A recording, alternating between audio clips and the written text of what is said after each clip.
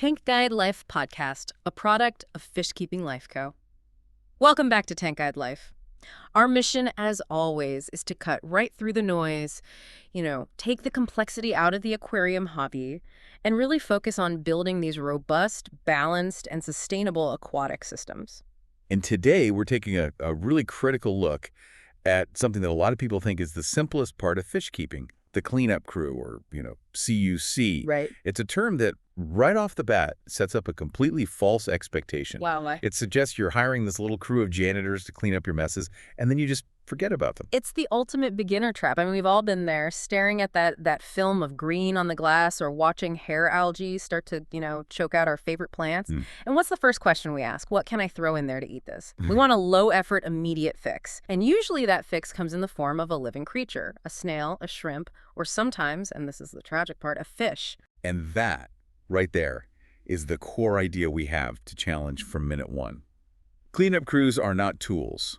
They are not disposable algae fixes, and they are definitely not shortcuts around basic maintenance. Right. They are complex, sensitive, living animals. They respond directly to the conditions and the nutrient levels that you create through your habits. They only work best, they only really thrive when the keeper has already done the work to establish stability. So our whole conversation today is about shifting that perspective. We're moving CUCs from this idea of, expendable Band-Aids to seeing them as these integral, valued parts of a balanced ecosystem. That's our fish welfare first philosophy, and that extends to the smallest nearite snail, the most sensitive cherry shrimp, all of them. Absolutely. True success isn't just a tank with zero algae. It's measured by the long-term health and vitality of every single creature in that tank. If you've got a sparkling clean tank, but your snails are starving, you haven't succeeded. Not at all. And as we get into the mechanics of this, balancing nutrients, calculating capacity, all of that, just remember that the guidance is supported by all the free tools on thetankguide.com. We'll be touching on the principles behind our stocking advisor, the cycling coach, all of it. Okay, so let's start at the very beginning. The psychology of it, the frustration. Because the decision to buy a CUC, it almost always comes from a place of panic. It's that universal experience, right? Battling the green monster, you spend all this time and money on a beautiful setup, and then biology happens. It always does. We're talking green spot algae, the kind that just welds itself to the glass, or that stringy, defiant hair algae that just laughs at you when you try to pull it out. And don't forget blackbeard algae, the notorious one. We've written about it on our blogs. It's often tied to, CO2 issues or lighting. It's a tough one. Right, so algae is just the most obvious sign that the basic tank equation, light plus nutrients plus time, is out of balance. Exactly. Maybe your light timer is on for 12 hours instead of 8. Or maybe you're just feeding a tiny bit too much flake food every day. Whatever the cause, the result is visible. And the knee-jerk reaction is to look for a shortcut. It's that desire for a magic pill. You're standing there with the algae scraper, dreading the next half hour of scrubbing, and you just think, there has to be an animal that can do this for me. Yes, you want a creature to manage your system failure for free without you having to change your routine at all. Yeah, and social media fuels this so intensely. We all see those just impossibly pristine aquascape tanks online. Oh, yeah. And they look like they take zero effort. A creator might mention their small CUC, and the viewer just mistakenly believes that a few snails or shrimp are maintaining that perfection. When in reality, they're just grazing on an almost invisible biofilm in a tank that is already meticulously managed. Exactly. It creates this fantasy that you can just set up the tank and the animals will do the rest. And the thing that sends people running to the fish store is almost always that dirty glass. It is. Cloudy water, that's a chemical cue. So when you grab a test kit, check for ammonia, that's a nitrogen cycle failure, which our cycling coach helps people avoid. But dirty glass. That's a visual cue. It's an immediate go buy a solution and people buy a creature instead of just, turning down the light or picking up a scraper. And that's the fast fix mentality.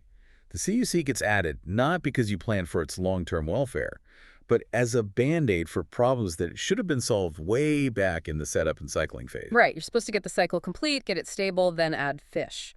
But the CUC often gets rushed in to fix algae that grew during the cycle, which just adds more stress to an unstable environment. So our whole system is designed to get keepers to proactively manage the inputs, the light, the food, the water changes, before you rely on a living animal to react to your failures. Okay, so let's move past why people want them and get into the biological reality. Following our whole science but human size thing, what are snails and shrimp actually doing in there? Well, their job is really multifaceted. They're grazers, they're scavengers, they're recyclers, they're essential. Their main job is grazing, eating that soft, newly formed algae, and, maybe more importantly, the nutrient-rich biofilms that are constantly growing on every surface. And it's not a one-size-fits-all crew, right? Different members have different jobs. Absolutely. It's like a specialized team. A little cherry shrimp is great at grazing that super thin, almost invisible biofilm. They're constantly working, but they're only good for soft, fine stuff. Whereas a bigger snail, like a nerite, that's more like heavy-duty equipment. Precisely. Nerite snails are legendary for eating tough, hard algae patches, like green spot algae. They have this powerful mouth part, a radula, that literally scrapes and shears tough material off hard surfaces. And the smaller snails, like ram's horns. You're all about surface area. They cover ground really fast, eating microalgae and decaying plant matter. They don't have the power of a nerite, but they're critical for breaking down detritus. And it's not just algae, they're also managing the waste from the fish themselves. Oh, absolutely. They are essential recyclers of decaying plants and, crucially, uneaten fish food that settles on the bottom. This is a huge service.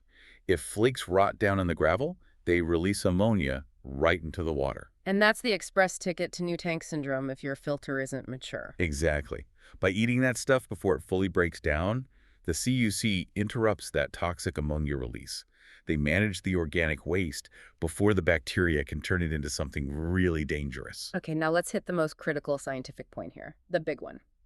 CUCs move nutrients, they do not remove them. This is where everyone gets it wrong. This is the absolute core concept of this whole conversation. Right. When a snail or shrimp eats algae, leaves, uneaten food, they process it and then expel it as waste, feces. Right. That waste still contains the core nutrients, the nitrogen and the phosphorus, but it's been transformed. So they take a big, solid piece of algae and turn it into smaller, more processed snail waste that's easier for the bacteria to get to. Correct.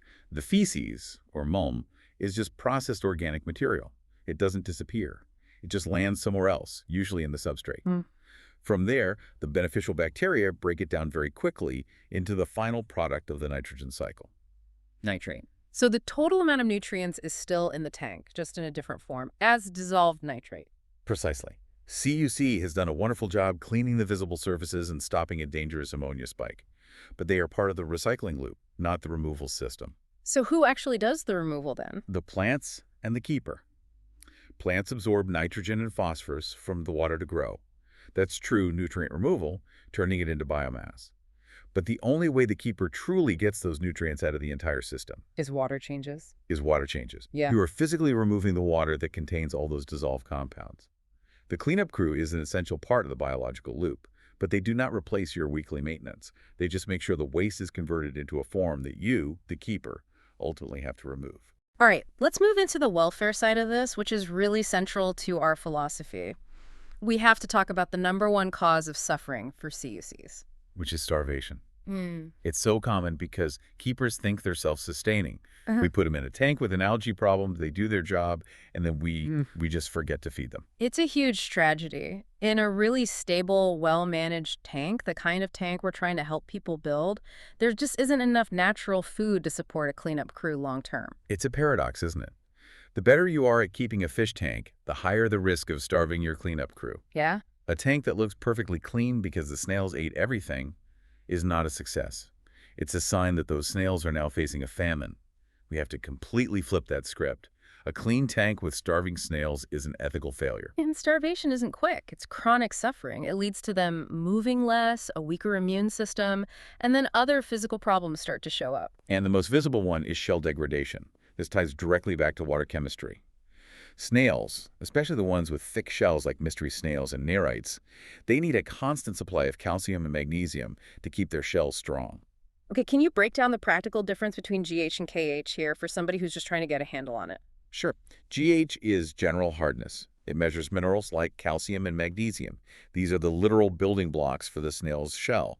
If the GH is too low, the snail can't get enough raw material to grow or make repairs. And KH? KH is carbonate hardness. It's the tank's buffer, like an antacid. It keeps the pH stable. If your KH is low, the pH can crash and become acidic. And low pH is a disaster for shells. It is.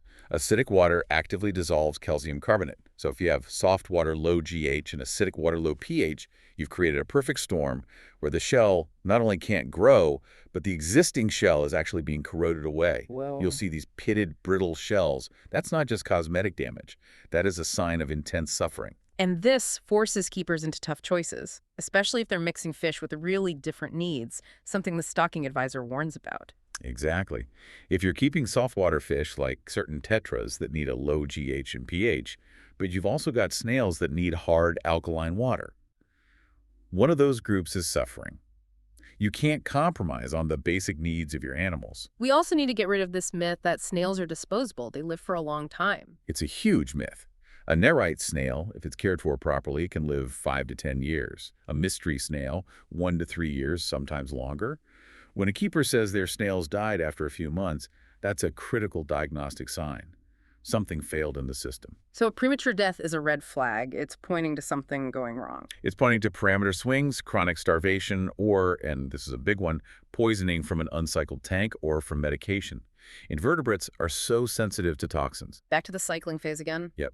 If you rush the cycle or you get that new tank syndrome ammonia spike, the snails and shrimp will be the first to die, often before the fish even look stressed. So they're the ultimate canary in the coal mine for a beginner who hasn't quite mastered the nitrogen cycle. They absolutely are. Their death tells you the system is chemically unstable. Yeah. So if you value the animal, you have to provide stability. That means a complete cycle, consistent water hardness, and intentional supplemental food once the algae is gone. Okay, let's tackle some of the baggage around CUCs. Let's dive into some of the common myths that cause so much frustration for keepers. Myth number 1. More snails equals a cleaner tank. So you should just stock a ton of them to solve an algae outbreak. It seems logical, right? If 2 snails do a good job, 10 must do a great job 5 times faster. In the short term, yeah, they'll eat the visible algae faster. But it leads directly to mass starvation. You've brought in a huge population to eat a temporary food source, the algae bloom. Once that bloom is gone, which happens fast with 10 extra mouths, Population hits a wall. they hit a wall. Yeah. And if the keeper isn't supplementing their diet, they start to suffer and die. And when they die, especially large snails, they release a massive amount of ammonia back into the water. So it's a vicious cycle. You add snails to reduce nutrients, they die from a lack of food, and their death spikes the nutrients and kills the fish. It's the complete opposite of the conservative stocking principles we teach. All right, myth number 2. Snails are disposable. This is the antithesis of our entire philosophy. They're living, long-lived animals. They require intentional care, stable conditions, and specific food, just like your fish. If you aren't willing to commit to feeding them when the algae runs out, don't buy them. Simple as that. Now for the one that causes the most paranoia. The ghost snail myth. Snails just reproducing out of nowhere. Right, the idea that they just manifest through magic. The reality is much more mundane. They don't appear out of thin air. They hatch from eggs or tiny clutches that hitchhike in on plants or rocks from the store. So if a keeper gets new plans and doesn't do a proper quarantine or a dip, they could be introducing dozens of eggs without ever knowing. That's the entry point. But here's this essential correction. Reproduction rates are directly tied to excess food.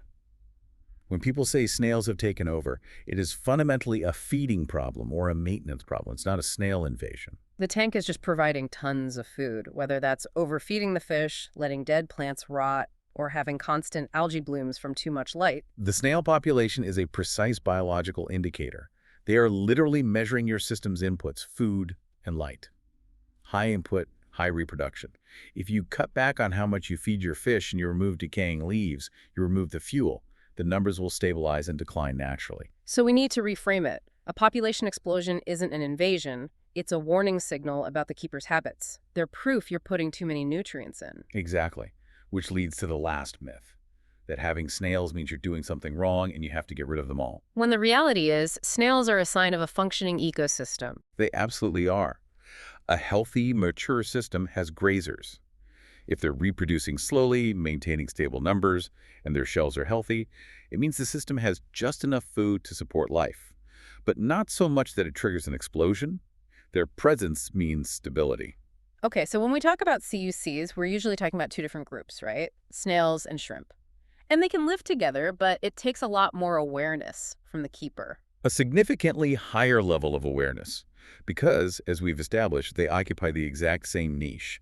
They're both grazing biofilm, eating detritus, scavenging for leftover food. And that's where the competition comes in. That's the risk. They shouldn't have to compete to survive, but if the tank is even a little underfed or you overstock one group, the dynamic shifts. Snails are often bigger, faster, and way more efficient at eating, especially solid food. So a big group of mystery snails could easily outcompete and starve a colony of smaller cherry shrimp just by winning the race to the food. That's a guarantee. When it comes to any kind of manufactured food like an algae wafer or a snello, the snails have the advantage. They'll just cover it, block the smaller shrimp out, and that leads to chronic underfeeding for the shrimp, even if the snails seem fine. And that's why supplemental feeding is mandatory if they're living together. Mandatory. Beyond that, shrimp are just. They're on another level of sensitivity for a beginner. Especially the Caridina species, right? Like crystal reds. Yeah, they are notoriously intolerant of parameter swings. They're hypersensitive to any ammonia or nitrite, even more so than snails. So they're just not a good choice for a tank that hasn't proven its stability over months. So that initial stability we're always pushing for with cycling, that's just the absolute baseline for shrimp. It's the baseline. Their water chemistry needs are much tighter. They need stable GH and KH because they absorb minerals from the water to harden their new shell after they molt. A sudden change can cause a failed molt, which is usually fatal. And we cannot forget about medication. This is a life or death warning. Most fish medications, especially anything with copper in it, which is used for common things like erch, are lethal to both snails and shrimp, even in tiny amounts. Which is why biosecurity, like quarantining new fish, is so important. It's essential. You have to prevent the need to medicate the main tank in the first place, so you never have to choose between saving your fish and killing your entire invertebrate crew. So if a keeper wants to successfully keep snails and shrimp together, what are the two non-negotiables? First, mandatory supplemental feeding. No question. You have to provide enough food for both groups to avoid competition. Second, the tank has to be a mature system. Okay, let's define mature systems specifically for shrimp. What does that mean beyond just being cycled? A cycled tank just means the nitrogen cycle works. A mature system has been running long enough, 3, 6, maybe 9 months, to develop a complex, diverse biofilm on every surface. It's not just algae. It's a living matrix of microorganisms, diatoms, bacteria. Shrimp rely heavily on that complex, continuous food source. So adding sensitive shrimp to a brand new, sterile tank, even if it's cycled, is setting them up for malnutrition because that food web hasn't had time to grow. The biofilm is the secret sauce for thriving shrimp. It's the secret sauce. You can't rush it. And if you throw a bunch of super efficient grazers like nerite snails in there before that biofilm is mature, the shrimp will lose that competition. All right, this is where we draw a really firm ethical line. Animals should not be added as tools. Let's break down the fundamental problem with adding a fish to solve an algae issue. The contradiction is just. It's basic aquatic biology. Algae means you have excess nutrients, excess bioload. Adding another animal to eat that algae only increases the overall bioload, the waste, the respiration, the uneaten food. It's the exact thing our stocking advisor is designed to prevent. So you're adding a nutrient source to remove a symptom of a nutrient problem. And it sounds like a negative-sum game. It is. It's a negative feedback loop. Adding a fish to fix algae usually makes the long-term problem worse. They might eat the visible algae for a little while, but their constant waste is a new, continuous fertilizer for all the algae they don't eat. And this goes hand in hand with the huge issue of mislabeled and juvenile algae eaters you see for sale. This is a massive animal welfare issue. Retailers will market these tiny juvenile fish as amazing algae eaters. The classic example is the common pleco. They're great when they're small, but they are genetically programmed to get enormous. How big are we talking for a common pleco? We're talking 18 to 24 inches. A 2-foot fish cannot live in a 55-gallon tank. It's cruel. These fish are destined for small tanks, which leads to stunting, stress, and then they get surrendered once they stop eating algae and start eating real food. Let's break down a few of the common mistakes with specific fish people buy as CUCs. Okay, first, the plecos.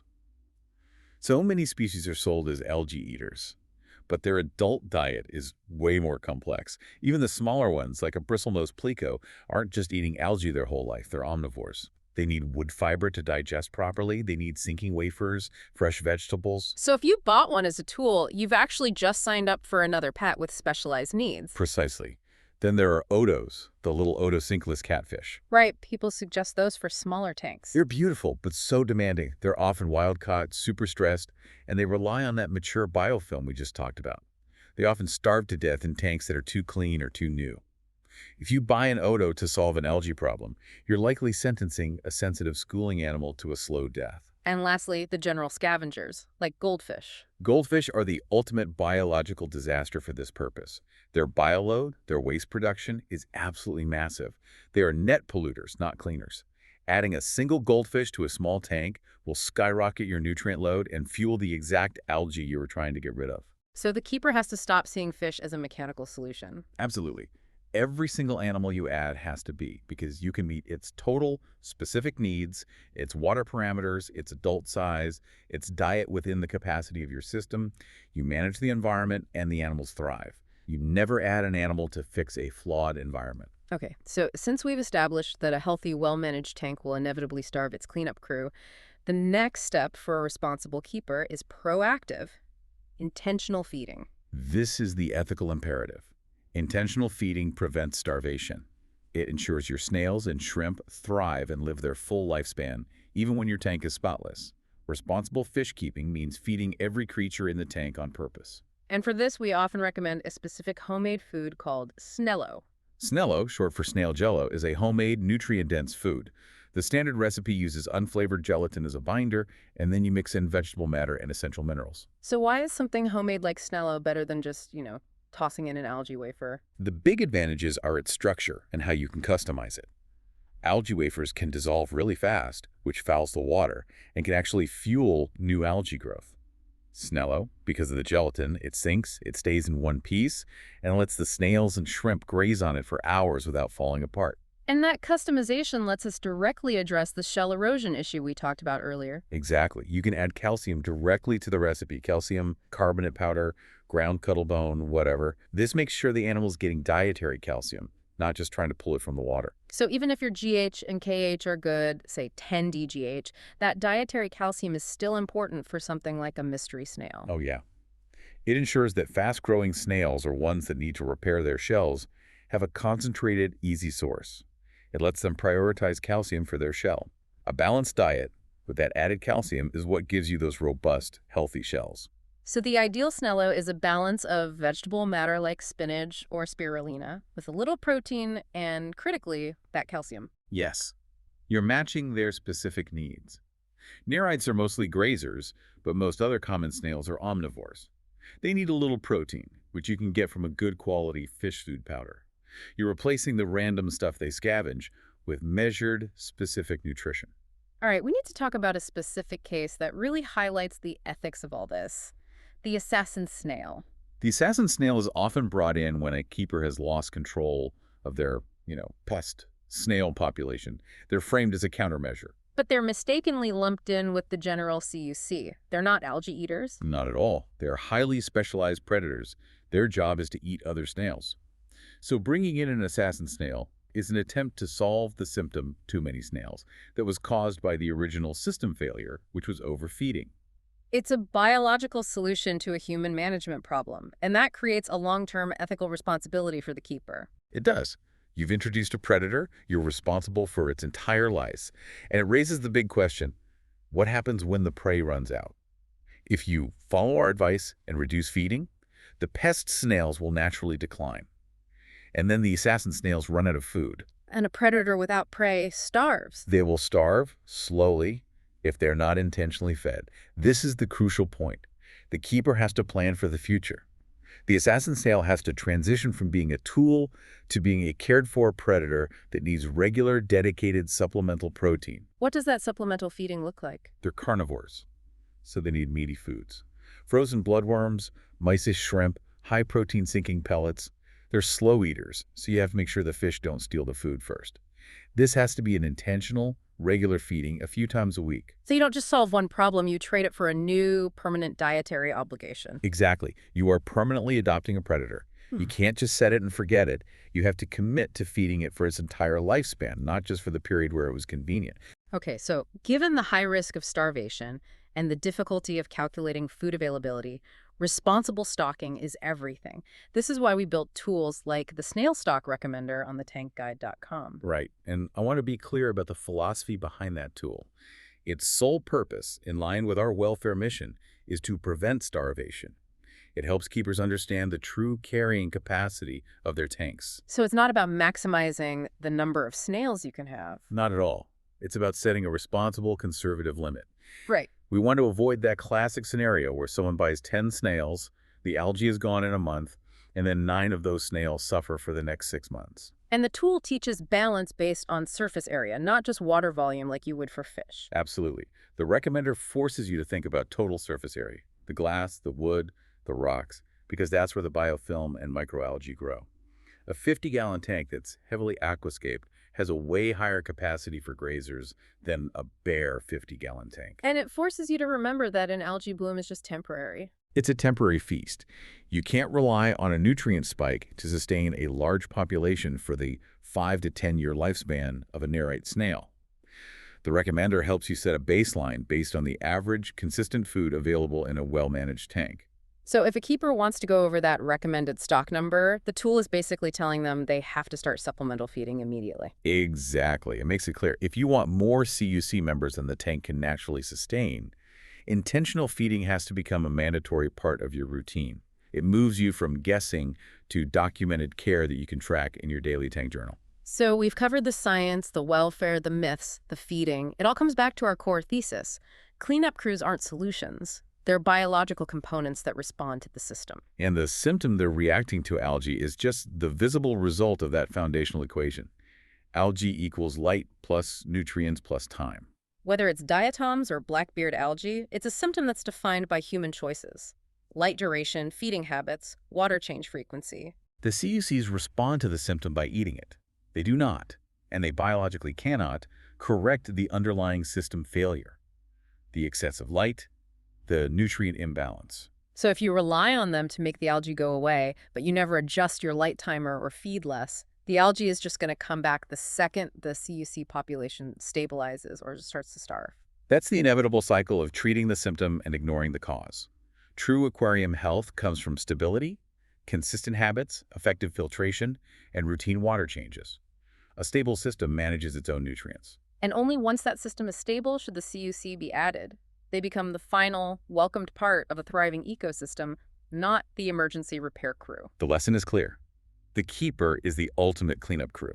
Your maintenance routine dictates everything, and when you add these animals, you are taking on a welfare responsibility, and that includes feeding your grazers intentionally even after the initial problem is gone. So here is the final provocative thought we want to leave you with. The moment you stop relying on your cleanup crew to solve your algae issues, the moment you start feeding them on purpose, even when the tank is clean, that's when you're finally ready to be a responsible, advanced keeper who understands the whole system. That brings us to the end of this deep look into cleanup crews. We really hope this has given you a deeper, science-backed understanding of the welfare issues and how to build a truly balanced system. You can find all the related topics, algae control, filtration, advanced stocking, maintenance routines, covered in detail over in the blog section at thetankguide.com and within our university resources. And remember, to actually implement these principles, check out our free interactive tools, the Stocking Advisor, the Cycling Coach, and the Daily Tank Journals, which are on our store page. They're designed to guide you from confusion to confidence. We'd also encourage you to follow the Tank Guide on our social platforms. And please leave us a rating. We always appreciate 5 stars, and subscribe to the show so you don't miss our next episode. And please share this episode with someone you know who's fighting an algae battle or dealing with a snail explosion. Help us spread the message of welfare-first fish keeping. Finally, we're running a giveaway for a choice of a journal or a coloring book. To get entered, just comment the keyword FKLCTTG on any Fishkeeping Life Co. social platform. We'll be picking a winner soon. Thanks for joining us. This has been the Tank Guide Life.